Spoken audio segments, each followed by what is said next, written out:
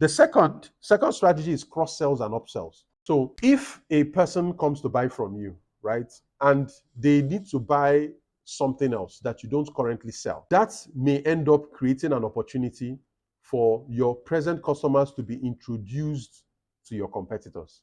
Imagine a customer comes to buy something from you. So let's look at this. You sell pens.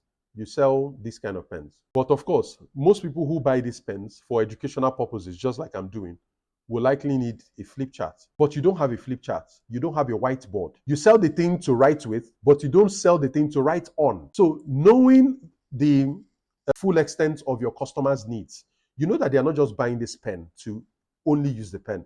They may likely need something to write on, right? So what you do is, a customer came in to buy this pen, but you end up selling them the whiteboard or the flip chart. That is what an upsell is.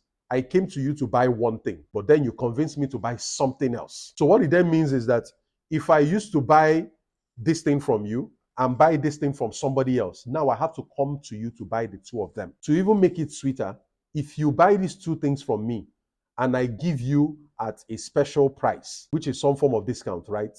What it means is that there's no reason for you to go and buy this thing from two separate places. I have just given you an incentive to buy this full package from me. So that is an incentive you are creating. You are creating the opportunity for an upsell where somebody comes to buy one thing, but you end up selling them other things. There are also cross sells where this pen and the whiteboard are related in that they are complementary items. You might end up using the two of them, right? But there are things that are not directly related, like this office chair I'm sitting on.